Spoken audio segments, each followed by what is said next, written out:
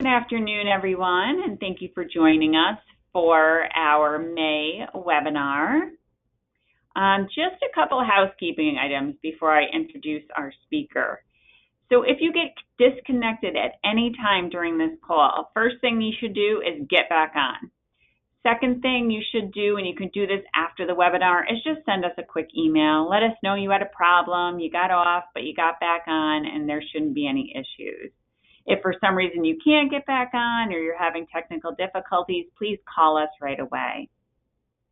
If you are using the GoToWebinar app specifically on your iPhone, please notify us after the webinar and pay special attention to the number I will give you at the end of this introduction, as well as the number I will give you following the webinar, as you may need those numbers to verify your attendance. At the time of registration today, you were asked to provide the names of all of those sitting in with you who were watching the webinar with you.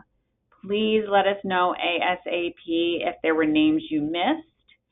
In order to receive credit for this webinar, you must have been pre-registered through your NYS FGA portal.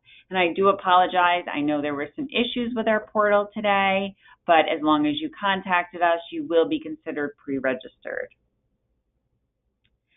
Following this webinar, we ask you to give us 7 to 10 days to have your portal reflect the credit for today's webinar, and you'll also receive a mailed certificate. If you have any questions during this webinar, please use the question box to the right of your screen, and we will answer those, or Bill will answer those at the end of the webinar. Okay, everyone ready? The number you may need to know, especially if you're on your iPhone, is 27. 27. So write that down in case you're asked. At this time, I'd like to introduce our speaker, Bill Johnson, and many of you may have seen Bill at a past convention. Bill is the president of Post and Boost, which is a leading social media advertising agency for funeral homes. He's also an Amazon best-selling author, most notably for The Consumer's Journey to Purchasing Funeral Services, a Facebook expert, and a Meta business partner. He is a 1977 graduate of the Newhouse School at Syracuse University, so a local boy, with a degree in television and radio and managed radio stations for over 25 years. Bill founded iConnectTV.com in 2000, creating a national commercials and interactive platforms for major cable companies. Since 2016, he has developed a proprietary software platform for custom Facebook advertising, becoming a trusted voice in the funeral industry. He has also developed a new pre-planning lead service that leverages the latest Meta tools. Bill is also a renowned speaker, most recently at the NFDA convention in New Orleans, and is certified by the Academy of Professional Funeral Service Practice. Thank you and welcome, Bill. Hey, Kelly, it's great to be here. And the number 27, if somebody says, how old is Kelly? I'll say, she's 27. You're right on the dime. Woo! Okay. Well, thanks for being here with me today, and I appreciate everybody. I am Bill Johnston, and I'm coming to you from Daphne, Alabama. My hometown is Jamestown, New York, and there's a picture of me at getting ready to go to the freshman frolic at Lincoln Junior High School in my hometown. And then, of course, as Kelly mentioned, I graduated from Syracuse University in 1977. So that road from Jamestown to Buffalo to Syracuse on the Thruway, I've done it many, many times. And I'm an expert in shoveling snow, and I'm really glad to be living in Alabama. But what was amazing is we had snow here this year I think for the first time they've had it in like 20 years. So I'm delighted to be with you today. And I will be at the convention coming up in August. I'm speaking. I'm the last speaker. And because I'm the last speaker, I'm throwing myself at you. come visit me in my booth before I speak. That way I get to meet you and we'll be good to go. Okay, I'm turning my volume down just a little bit. So I asked this question, and today's session is all about marketing, advertising, branding, and growing market share. And so this is a very simple question. If your funeral home is not the only and obvious choice when a family decides they need to call you, and trust is not established before the consumer has a need, then the question is simply this, is will are you opening a door for that family to shop around? You know, we will talk about trends today, but one of the trends that I'm aware of is how many consumers are now calling funeral homes in advance shopping for price. Well, I would submit that if a consumer calls you because you've already established trust in their minds, then they're not calling you to save a dollar. They're calling you because they need you and they chose you.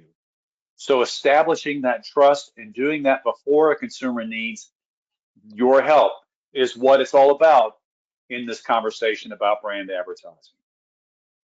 So here's the scene. Somebody finds out they have a limited amount of time of life, and because of that, they have a significant problem. And because they have a problem, um, excuse me, I'm sorry, I'm going backwards now. And because they have a problem, Seth Godin, who talks about marketing and advertising, and by the way, I recognize that funeral homes sometimes struggle with the idea of marketing and advertising. But Seth Godin describes marketing as a generous act of helping someone solve a problem. So as we think through today's seminar, the point that we'll be making to you a few times will be is that by using what we call the informative advertising style, you will have a way to communicate with consumers, especially on social media, so that you're helping them essentially solve a problem through education and information. So I'm excited to present this seminar today. It's called The Consumer's Journey to Purchasing Funeral Services. It's based on my book. It is an Amazon bestseller. It's also available on Audible. If you go to Amazon.com and just search on the book, you can find it. It's also a Kindle. There's also a Kindle version as well. The subtitle is A Marketing Roadmap for Growing Revenue. And so with any map, when you have a map, you need a place to start. And so since we're coming up with a map for marketing and advertising, then we ask this kind of a question to help you define a starting point in terms of marketing and advertising. And then the question is this: do you know who you are? And do you know what you stand for? Do you know who you are? And do you know what you stand for? Well, not only does that make sense for us personally, but for our businesses as well. And if you know that, if you know how to define your business in a certain way, then the result of that would be a level of confidence and clarity, the kind of confidence and clarity you need when it's time to make decisions about buying media and advertising for your business. Now, Kelly may have made this card available to you. I'm hoping that you all have access to it. It's called a pattern matching card. And so I'll refer to this shortly, but in the meantime, if you have access to it, that would be awesome. And if you don't, we'll just work through it anyways, and you can write down the answers. So we were in Biloxi, Mississippi a couple days ago. We got to stay at one of those fancy casinos, and on our way back, we stopped at McDonald's. And what's interesting about McDonald's is that every time you go past the McDonald's, there's always a line of cars around McDonald's. I mean, what do they do besides sell hamburgers, right? But right down the street, there's a Hardee's. And at Hardee's, they don't have all those cars sitting around waiting to be served. But they sell the same stuff and they're in the same neighborhood. And so why is it that one is chosen and the other is not? Well, you could say the same thing about funeral homes. Why does the family choose one funeral home over another? Why is that? Well, Wallace Wattles, who was the author of the book called The Science of Getting Rich. This is a business classic that to this day is quoted by many mindset leaders. He says it like this. He says, when two people in the same business are in the same neighborhood and one gets rich while the other remains poor, then getting rich is the result of doing things in a certain way. So in today's seminar, we will talk to you about the informative advertising style, and we'll talk to you about how advertising works so that, again, you'll understand not only how you should place your advertising, but what you should say to help you come up with doing your marketing and advertising in a certain way. So if I was with you today and we were at a live seminar, I would ask this question: what are the big industry trends? And it's always the first answer is going to be the cremation rate. And if you recall, and before the pandemic, the cremation rate may have been 5 or 10 or 15%, and people who were in the 15 or 20% range were loathing at how big that had become. But today it's 40, 50, 60, in some cases 70 to 80% of sales is in cremation. So if that's true, then the other thing that's true is cash flow as a percentage of revenue is being squeezed. It's shrinking. And you can't run a business like that forever. You have to make a change. So Tony Robbins talks about change like this. He says change happens when the pain of staying the same is greater than the pain of change. And Seth Godin, who, by the way, I didn't introduce Seth Godin correctly. Seth Godin is to marketing and advertising what Todd Van Beck was to the funeral industry. And what Seth Godin says is Seth Godin says change almost never fails because it's too early. It almost always fails because it's too late. So today we're talking about change, whether you make it today or tomorrow or a year or two from now. But here's the key thought, is that the only change you make is to cut expenses to keep your cash flow the way you want it to be. Eventually, you will run out of expenses to cut. And when that happens, there's a chance your franchise has been diminished, you have fewer employees, and you have fewer sways in the community. So you want to be careful about cutting expenses to the point where it can affect the value of your business. So today we're talking about a strategy, and it is a marketing and advertising strategy. And just to be clear, advertising is a subset of marketing. So if you were to look at what marketing is, it's everything. The name of your business, the look of your logo, the decisions you make in terms of your sales process, your location, everything has to do with marketing. Advertising is the paid portion of marketing. And so this session today is focused on advertising as a strategy. So if you need or want to change your business model to grow cash flow, there are two things that you can do. You can grow market share, in other words, sell more funerals to new people, or you can grow your revenue. In other words, you have 100 calls or 200 calls a year. How do you maximize each call so that you get more revenue? Of course, you can do both, which you should do both. Today's seminar is all about market share, growing market share, and creating a roadmap. How do you do that? The other definition I want to be sure that you understand is the difference between direct marketing and brand advertising. Now, direct marketing is what marketing firms do for funeral homes when they're advertising for pre-planning. They may do direct mail. Google AdWords would be a form of direct marketing because you're trying to reach people who have an immediate need. Brand advertising is designed to grow the business in terms of an equity position in the mind of thousands of new consumers who would consider your brand to be number one versus other brands. And brand advertising is a strategy for long-term growth and success. So today we're talking about brand advertising. There's three things I'd like to accomplish in this session. The first thing is I want you to visualize the consumer's journey to purchasing funeral services. And what this is all about is understanding how consumers will consume your advertising messages. Second of all, creating what's called your smallest viable audience of ideal consumers. If you want to grow, you can't change the way the entire market thinks about your business, but you certainly can be focused on changing the minds of what you consider to be the ideal consumers of your funeral home. And then the third thing that we want to accomplish today, the third big takeaway, is how to advertise in a certain way. And we'll be introducing what's called the informative advertising style. So like we talked about, when we are creating a map, we need to have a good place to start. And so, do you know who you are? And do you know what you stand for?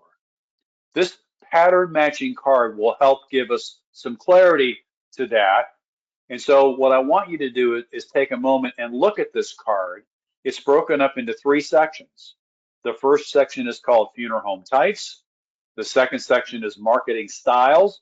And the third is funeral buyer types.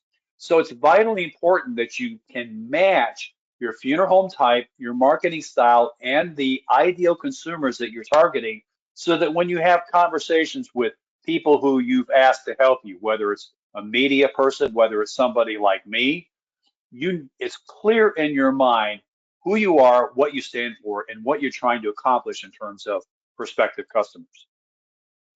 So let's talk about funeral home types. And by the way, these are all in the book and as references, but this is the high notes of what these funeral types are.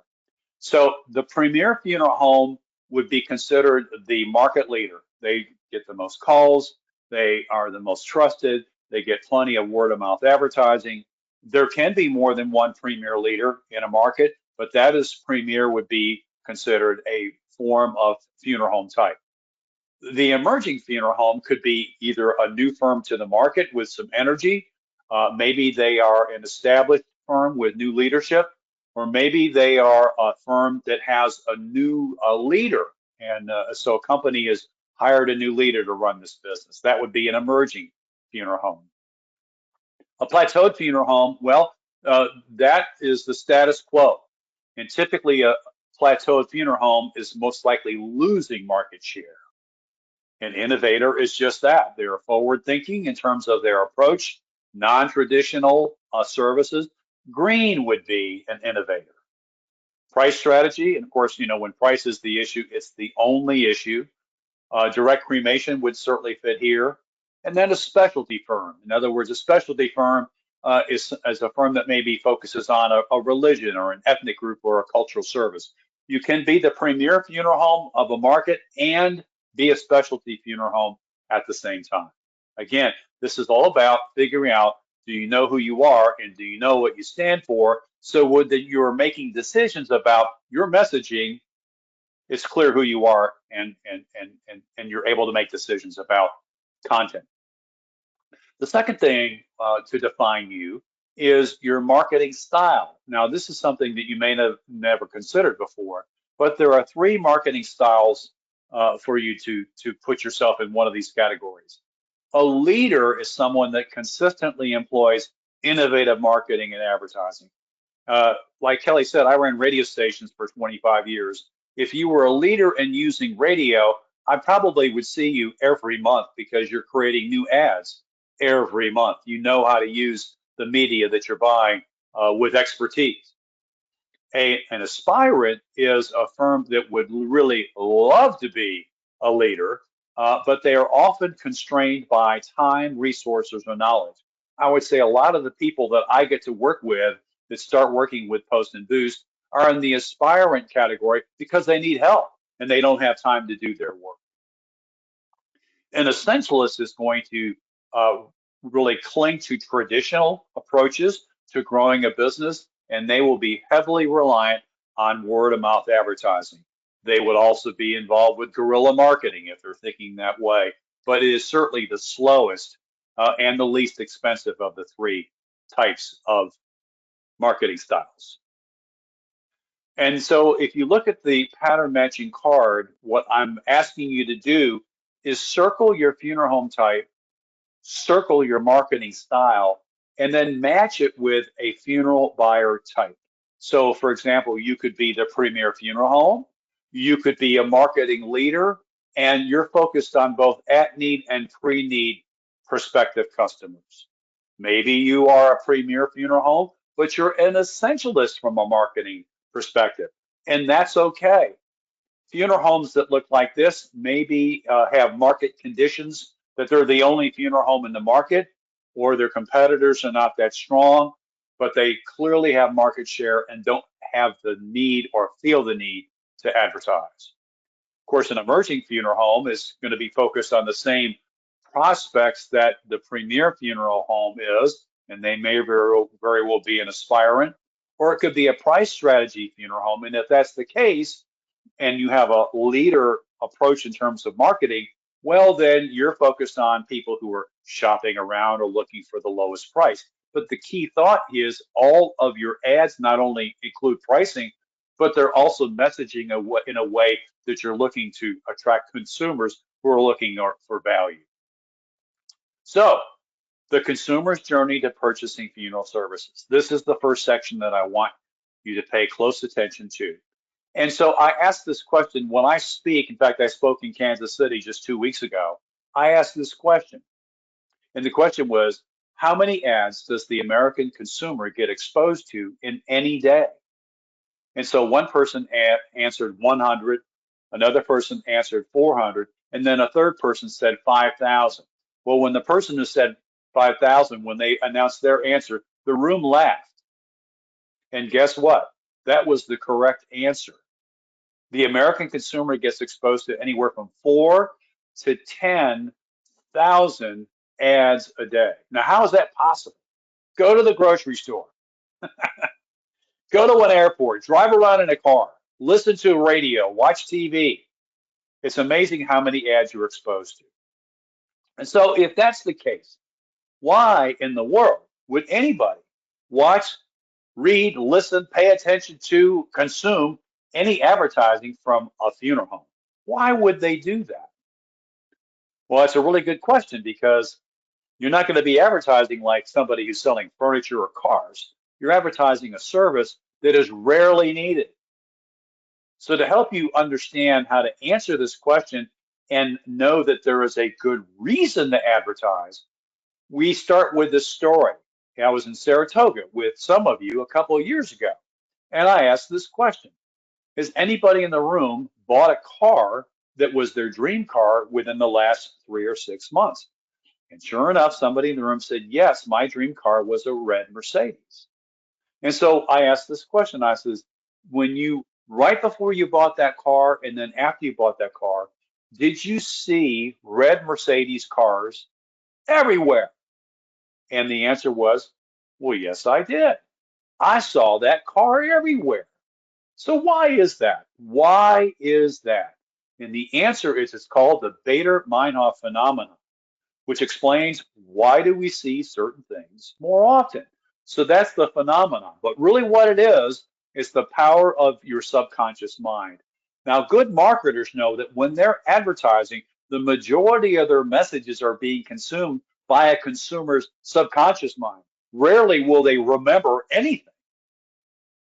And so you need to understand how the subconscious mind works and what it does. And by the way, most people don't know that they have one, but people who are very successful know how to manipulate their subconscious mind to get the things that they want. Your subconscious mind is dedicated to doing two things for you. One is keeping you alive, but the other is stated by Dr. Joseph Murphy, who's the author of the book, The Power of Your Subconscious Mind.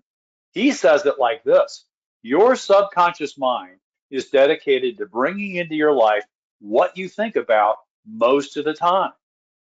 That's exactly the reason that that person in Saratoga kept seeing this red Mercedes everywhere. It wasn't that all of a sudden there were a lot more red Mercedes in the market. It was that their subconscious mind was bringing that car into their life.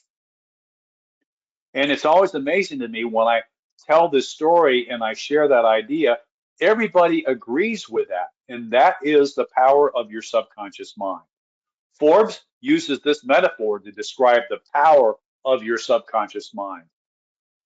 They said if the power of your subconscious mind would be compared to a Ferrari, then your conscious brain, what you're using right now to remember everything we talk about today, would have the power of a skateboard. So the subconscious mind has incredible power. And the other thing about it, which is important to understand, is that imagine for a moment that your subconscious mind is like a giant filing cabinet. So in other words, those ads that you are buying on Facebook or on radio or television or billboards or however you're advertising to reach consumers, their subconscious mind will remember it. It's a matter of can you pull it out consciously?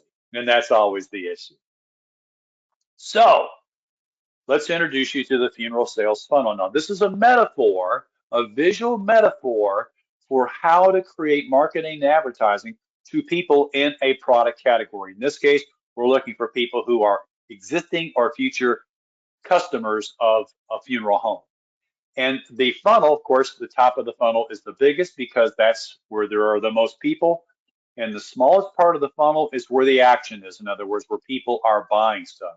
And so what I want to do is I want to take you through the funnel visually so that you can understand where consumers are in this process. And just so everybody knows, when you're thinking about advertising for a funeral home, your first audience is probably going to be adults over the ages of 35 or 40.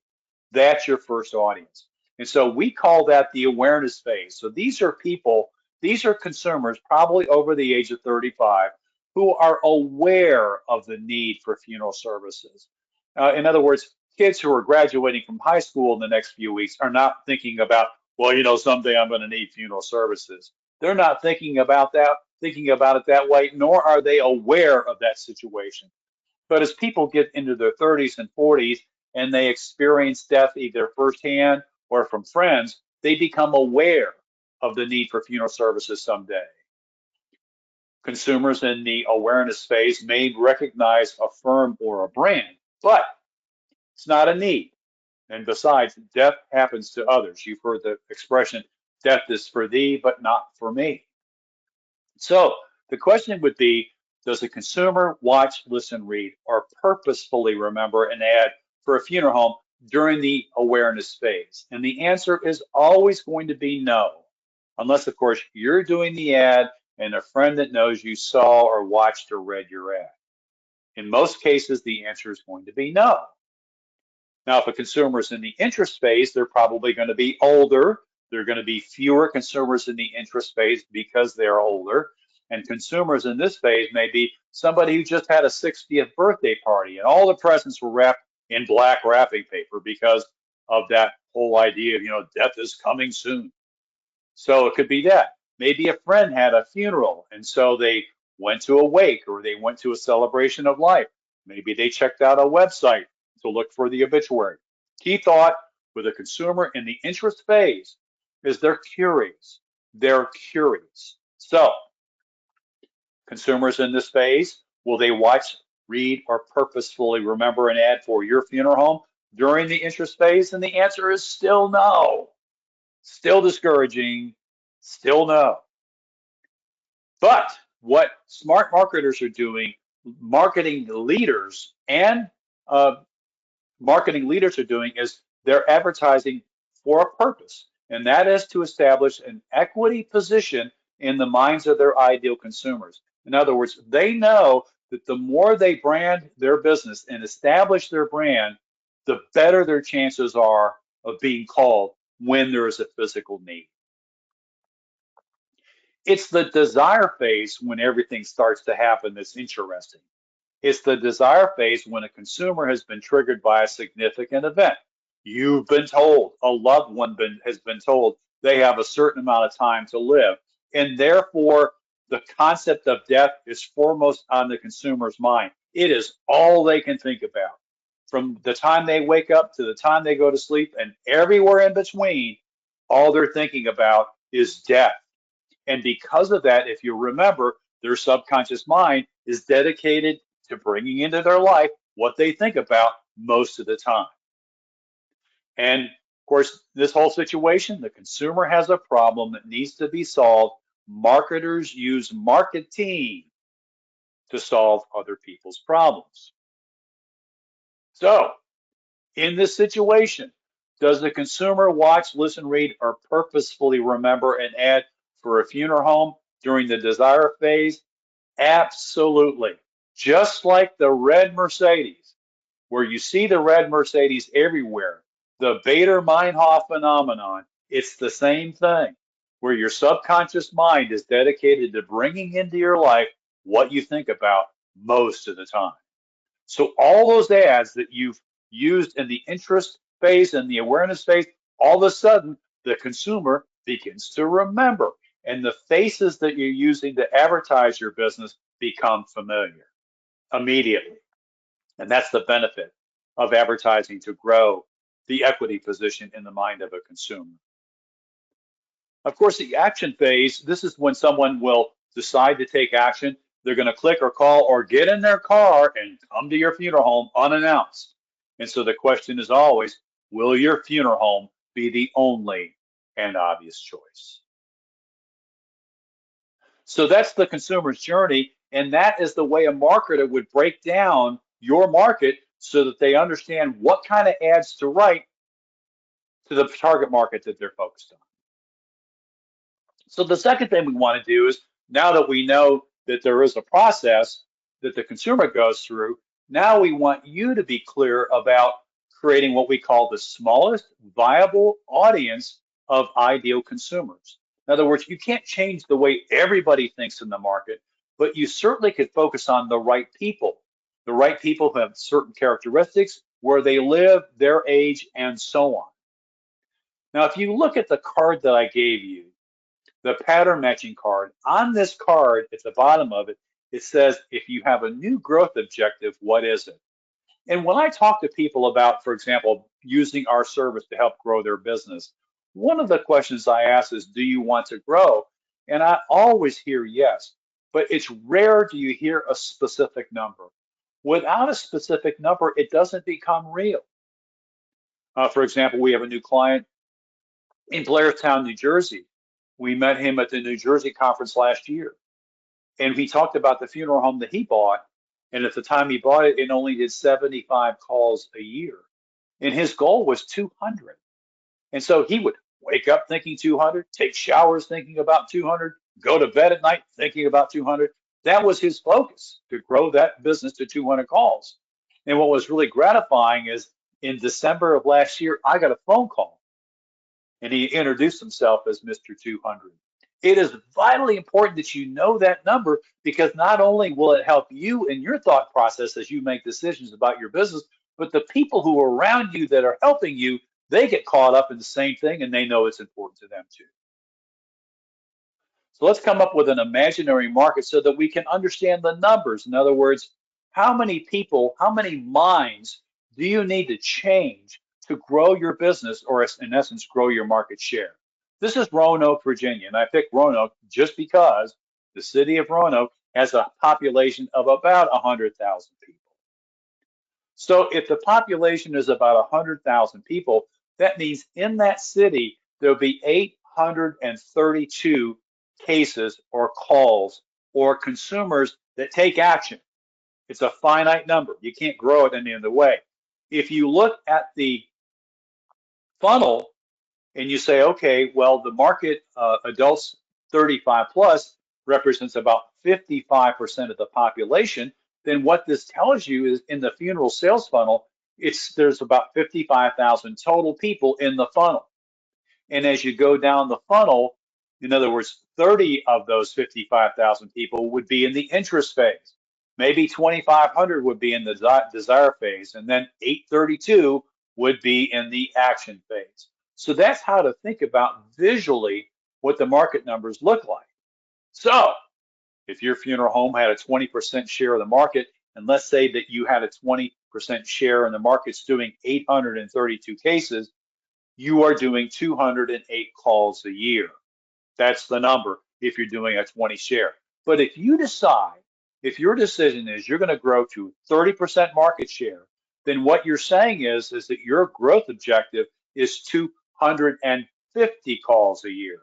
So you're going from 208 to 252. So what is the minimum number of consumers that you would need to change? In other words, how many people's minds would you need to change to accomplish the 250 goal? And the answer is 42. You need to change 42 families on the way they think about their preferred funeral home. And that works out to be about 3 or 4 a month, just under one a week. If you put it like that, it's not unreasonable to think that it's possible, provided that you are advertising and marketing your business to a large enough people to move the needle. But now, if you could figure out where those 42 people were without marketing and advertising, this is what you would look like. You'd have a backpack full of money because that knowledge would be very valuable to those consumers. But we don't have that. So what you end up doing is you have to buy advertising. And so in a population of 100,000 people, how do you reach all of them? And the answer is you don't. You have no chance of changing everyone in terms of the way they think. So our goal here in this portion of our seminar is to help you visualize that you really want to focus on your smallest viable market. Smaller audience, more frequency, and the ability to increase loyalty. Now, one of the more interesting examples of a group of people who focused on their smallest viable market is a group called the Grateful Dead. Now, as a former broadcaster, you know that especially in music formats, Billboard magazine plays a huge role in terms of the songs you play and the songs that you don't play. These guys never cared about radio, ever.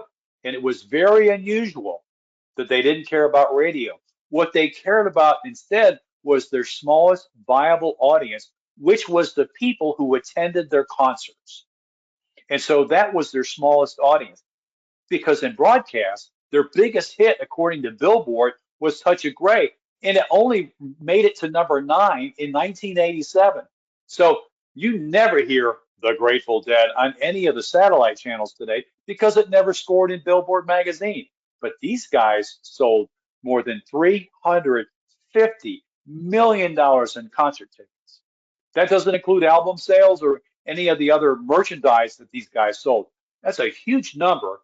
And the reason they did it is because they focused on their smallest viable audience. And that's what I'm asking you to do as you think about your business. So here's an example of what a campaign could be. So this is the campaign, branding a funeral director. So if we're branding a funeral director, we want to reach people who are in the awareness and interest phase of the funeral sales funnel. That's our audience, people over the age of 35.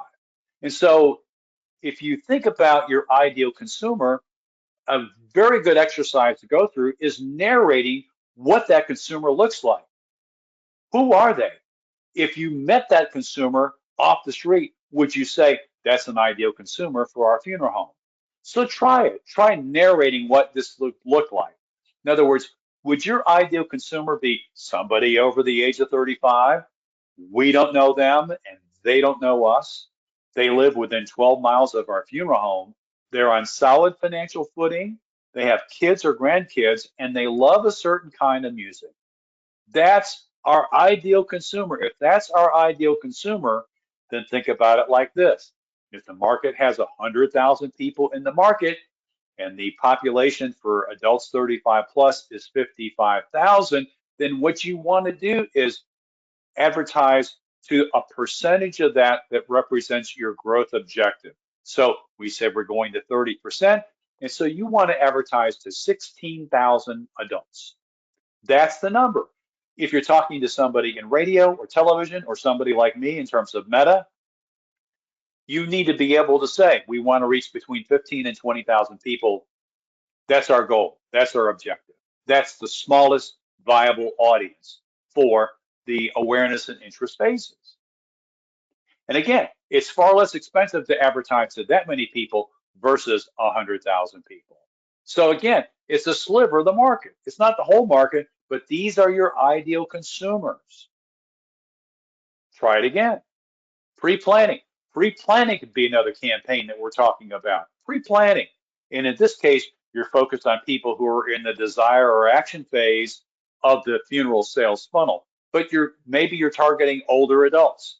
Again, can you narrate that ideal consumer? It's somebody over the age of 55. We don't know them. They don't know us. They live within 15 miles of our funeral home. They're interested in things like retirement communities, retirement planning, life insurance. If the market is 100,000 people, 34% of the market is adults 55 plus. Looking at the growth objective, it's 10,000 people. That's how many people you want to reach for pre-planning as a campaign. Again, your smallest viable audience is a sliver. So our last objective today is how to advertise in a certain way, how to advertise in a certain way. And so to give you the confidence and clarity you need to advertise in a certain way, we're going to talk about how advertising works. Now, I ran radio stations for 25 years, and one of the broadcasters I worked for taught me this. And because I learned this, I was able to get results on radio for my clients. And let me just tell you something, getting results on radio is not that easy. Okay? So it's vitally important that you know how advertising works so that when you're buying advertising, you have to do all four things to have successful campaigns. And of course, with any advertising buy, you have to consider market conditions. And market conditions for the funeral industry are pretty much all year. Yes, there are seasonal times of the industry, but who knows when things will happen. So that's why it's essential that you're advertising all the time. There are four what we call pillars of effective local advertising. They're based on reach, frequency, consistency, and copy, the words that we use in the ads. You have to do all four correctly. If you don't do all four correctly, the campaign will fail. The visual I'll give you for that, here's a guy sitting in the chair, somebody removes a leg on the chair doesn't work. And neither will the advertising campaign if you don't do all four pillars. The first pillar is reach. Now, we've kind of already talked about reach. How many people do you need to reach? This is a reach guide. So if you're focusing on adults over the age of 35, you can actually, that's a QR code that actually goes to my website, and there you'll see a reach calculator. But you look on there, there's the 250 goal, and you can see the reach of audience that you want to reach is somewhere between 15 and 19,000 adults. And again, it's going for your smallest viable audience. So that would be an important number to know for your business. So if you look at this list, see what your growth objective is on the left-hand side and write down the reach number for your firm. The next pillar is frequency. How many times should you reach a consumer in 30 days? Now, we're not selling furniture, we're not selling cars, and we're not selling hamburgers. What we are selling is a service that's rarely used. So we still need to be in the market. When you're using mass media, about 7 to 10 times a month or a couple times a month would be about right. In social media, it could be 1 to 2 times a week, 3 to 6 times a month. That's about right. It's a good pace of play. So consistency. Do you buy all the time? Are you always advertising? And here's the key thought. Consistent advertising builds an equity position in the mind of the consumer, especially in the awareness and interest phase. And you're always open. You should always be advertising. And, you know, I can tell you that in broadcast, in mass media, a lot of times advertising on times not considered to be prime time. In other words, it doesn't have to be drive time, because you could reach funeral prospects early in the morning, like 2 o'clock. So if you're always open, you should always be advertising. Copy is the last pillar, and I can tell you for a fact, this is the hardest column, hardest pillar to fulfill, because, hey, what do you say about a funeral home? I mean, think about it. What do you say in an ad for a funeral home? So I asked this question, what makes a funeral home unique? It's unique because, guys, most consumers don't know what you do inside of a funeral home. And it's a mystery. And because it's an unknown thing, then you can look at quotes like this from H.P. Lovecraft in his book Supernatural Horror and Literature. The oldest and strongest fear is fear of the unknown, fear of the unknown. And Elizabeth Kubler-Ross, she says, death is never possible in regard to ourselves. It shall happen to thee, but not to me. In other words, when a consumer sees the deceased for the first time, their mind is in conflict because their mind doesn't believe they will ever die. They can rationalize that everybody else will die, but their subconscious mind does not believe it. And so the result of those conflicts is this thing called tension. Funeral homes create tension in the mind of the consumer, and you would think that that would be a bad thing. Tension is an emotional or cognitive feeling a consumer gets when their needs or desires clash with their current realities or perceptions. But Seth Godin says it like this: there might be fear, but tension is the promise we can get through that fear to the other side.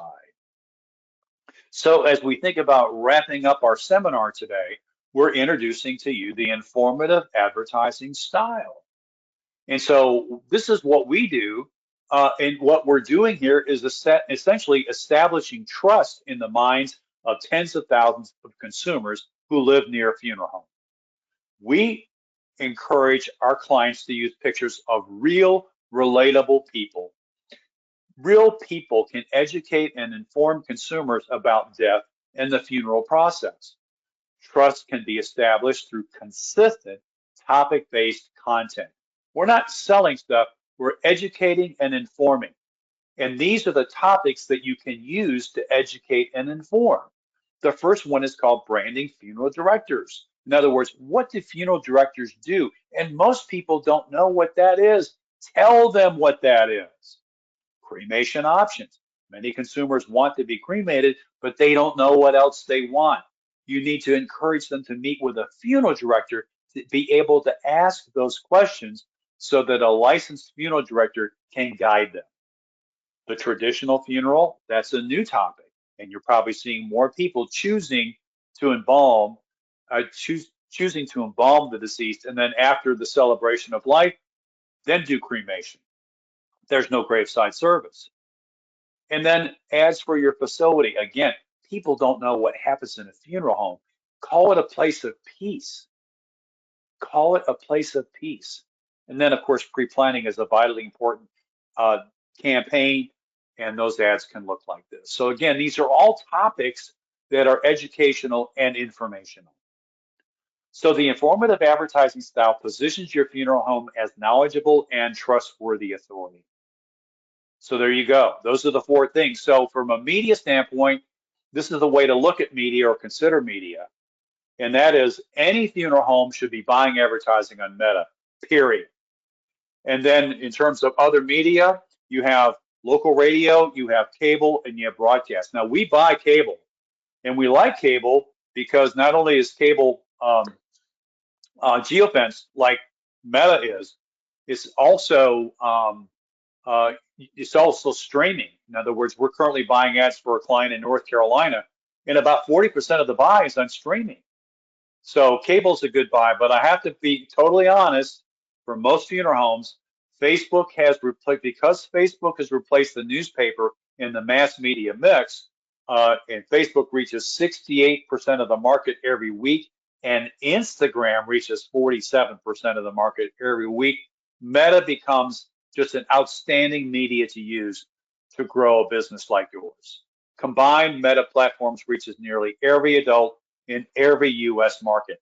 I can buy advertising here in my office in Daphne, Alabama, and promote a yard sale at your house to people within 1 mile of your address. It's incredibly powerful. So we do recommend Meta. And of course, the other media, and of course, being a former broadcaster, I love radio, but it's vitally important to talk to an expert on what media to buy in the market that you're in. But if your ideal consumers are all on social media, and that is the easiest and most logical connection to them on a regular basis, the question I would have is, are you? So today, what we tried to do for you is give you a visual on the consumer's journey to purchasing funeral services. We try to help you see the benefit of creating the smallest viable audience for your ideal consumers, and then how to advertise in a certain way to focus on using the informative advertising style. I'll be at the convention with Kelly and you. I'm speaking, I think, on the last day. And so please come see me if you're going to be there. I'll give you a big old hug. And that concludes today's seminar. So we've got a few minutes to go. And does anybody have any questions that I can answer for you today? Yes, thank you again so much, Bill. And if you have questions, please type them in the question box. While we wait, I will give you just a few more housekeeping items. So just remember that it will take us about 7 to 10 days, often sooner, but we're having a little bit of an issue with our system today to get your credits posted to your portal. So please be patient. I wanted to give you the number that I said you would need at the end in case you are asked, and that number is 12. So hold on to those two numbers, the one from the beginning and the one from the end, just in case we need to verify your attendance. I'll just give it in one more minute to see if anyone has any questions. We've so far gotten lots of thank yous and awesome presentation. So we really appreciate it. And like Bill said, he will be joining us at convention. He'll be on the trade show floor for both days, and then he will be presenting on Wednesday. So be sure to stop in, or Wednesday, Tuesday. Tuesday you're presenting, Bill. Tuesday afternoon. Okay. Yes. So be sure to stop in and hear his amazing program. Okay. We have a couple of questions, Bill, if you're ready. Sure. Okay. What are your thoughts on light-hearted comedic advertisements from funeral homes? I've seen some, and they really get people talking, good and bad. That's a great question. As a broadcaster for 25 years, I can tell you that comedy was always fun. It is incredibly hard to consistently do it. And so what we learned is well-written copy that's changed regularly accomplishes the same goals. So if you're trying to establish your brand, a well-written script that's not funny will achieve the same goal as something that is funny. And the other part of it too is this, is that you have no idea how a consumer will react with comedy and humor with respect to the topic. You just don't know. Why take that risk if you have well-written copy that's changed regularly? It will accomplish the same goal without creating controversy. Great. But I love funny ads. I love funny ads. Okay, so the next question, two questions, are about budget. Can you give a sense of budget for a meta-oriented campaign? Well, there's, if you're using somebody like us, there's a fee, obviously, that we charge our clients. But then in terms of the meta budget, it depends on your call volume and the market that you're in. If you're in Midtown Manhattan, you're advertising to an audience of maybe a radius of 2 miles, and you could spend as much as $2,000 a month. If you're in my hometown of Jamestown, New York, you might spend $300 or $400 a month because, again, you're trying to reach about 12 to 16,000 people, depending on the size of the firm. So it depends on the market conditions, and your competitors. And so, but I would not say less is more. I think that if you think about, like, our clients, they're going to spend anywhere from $300 to $600 a month on Facebook. Great. How do you use ChatGPT to help with marketing? Well, that's a great question because I love ChatGPT. And our platform has many pre-written scripts because one of the things that we do for our clients is every ad that we make is custom. In other words, uh, we don't write one ad and then send it on to all of our clients. And so we've looked at a number of scripts that we've used and actually used chat as a filter to make them a little less wordy and a little more refined. At the same time, the words in an ad don't completely tell the story. And that's one of the reasons we've gravitated more towards graphic-oriented messaging. But that combination, in other words, when a consumer has a need, they're going to read all the words. And so we want them to be smooth. So that's what we've done in terms of that. And the other thing that we've used chat for is when we're talking to people about markets, chat does a good job of analyzing a market in terms of how many calls there are and what the opportunities are. But it's an unbelievable tool. Okay, do you do analysis of funeral home marketing plans? Our firm does a lot of in-person seminars and are involved in the community with sponsorships and such. Yeah. Do you have any advice on what should be spent per month for community outreach? I don't know how to answer that question because I don't know what community outreach is. I do know that from a marketing and advertising perspective, funeral homes are retail businesses, business to consumer. So because they're retail businesses, then they should look at having some reasonable percentage of gross sales that's dedicated to marketing and advertising. In broadcast or in any discussion as far as that's concerned, it could be anywhere from 4 to 8% of total sales should be dedicated to marketing and advertising. Now, having said that, a lot of times funeral homes also will employ somebody whose total job is to do that outreach in the community, in which case then your cost is going to include a full-time employee.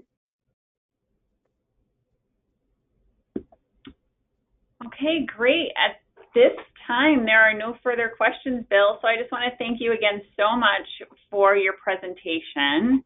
And if anyone wants to reach out to Bill, his information is up on the screen right now. And we look forward to seeing you in August. And thank you, everyone, for joining us today. Thank you, Kelly. Thank you, everybody. And if I was in my hometown right now, I'd be going to Johnny's Texas Hots for an afternoon treat because I miss Johnny's so much. Or Syracuse, I'd go to Heights, one or the other, yeah. Great. Well, thanks, everyone. Have a good afternoon.